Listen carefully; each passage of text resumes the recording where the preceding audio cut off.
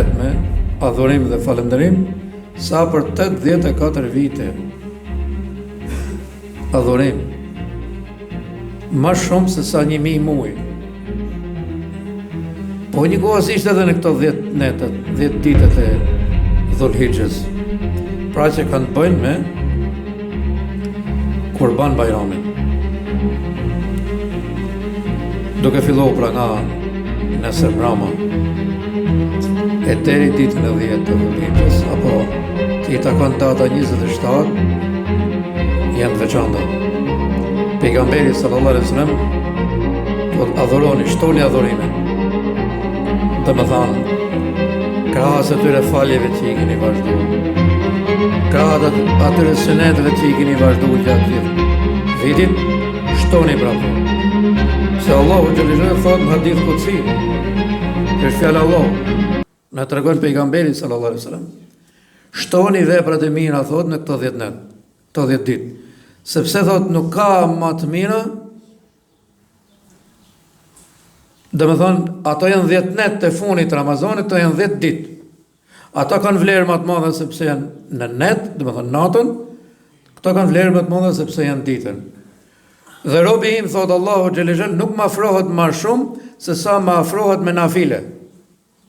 Pra masi ka falë 5 kohët e namazit, ka falë dhe sunete, janë disa sunete të domosdoshme rreth një 12 rekat në ditë, që për çdo 12 rekat, çdo ditë i ndërtohet një shtëpi në xhenet.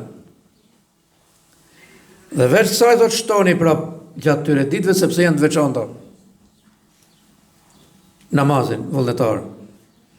Shtoni thot këndimin e Kur'anit. Shtoni bamirësinë. Siç ke dhënë gjatë muajit Ramazanit, shtoni thot në 10 ditën e Dhul-Hijhes. Sepse shpërblimi është i jashtëzakonshëm.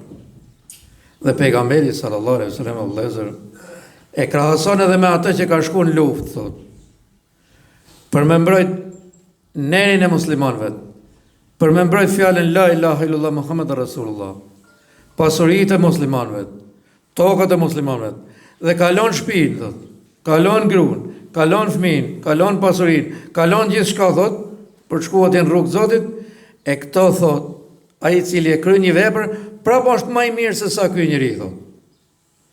Pra, këto namazet që përmendëm, bamirësia, libri i Zotit, thot, janë më të mira se sa ky njeri që kalon gjithë shka që do të jetë shahid për hir të Allahut.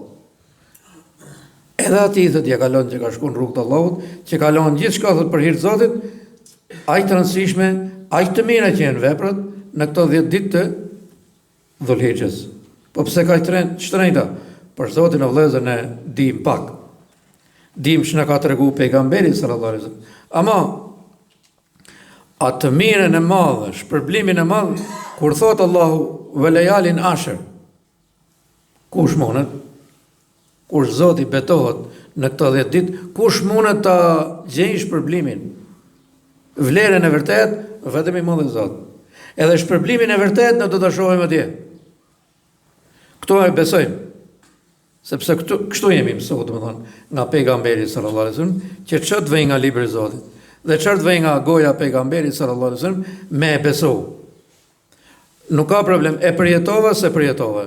Pra, nuk ka nevojë që ne ta shohim sa është ai shpërblimi, për shembull, sa Mali Krujs, sa Shqipëria, apo sa gjithë bota. Allahu xhallahu xhallahu thon, "Velejali nashr." Ai betohet në ato dhe ne kështu i besojmë. Edhe shpërblimi i veprave në këto është i jashtëzakonshëm. Sa që njeriu i cili i krynte, ja kalon ka pra dhe ati i cili kalon shtëpinë, kalon gjithçka për hir të Allahut, edhe ati ja kalon ai njeriu i cili kryen pra veprat e mira. Pse?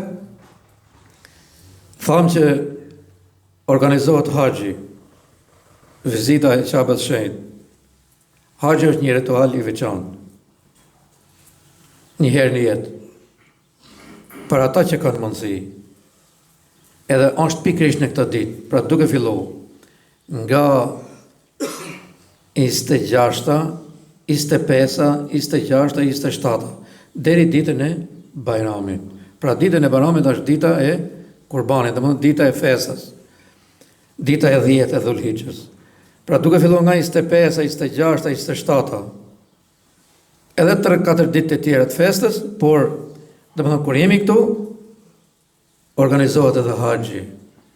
Inshallah dhe haxhit ton nga data 18 do të nisën inshallah për në Qapën e Shenjtë. Aty është një, si do thëmë, një kongres i madh. Një falje e madhe. Pse para se të vëm tek dita e Kurban Bayramit, po jemi këto herë tek dita e Arafatit, për shembull, që është dita e 9 e Dhulhixhes, pra i bie data 26. Pejgamberi sallallahu alaihi wasallam e lavdroi këtë ditë.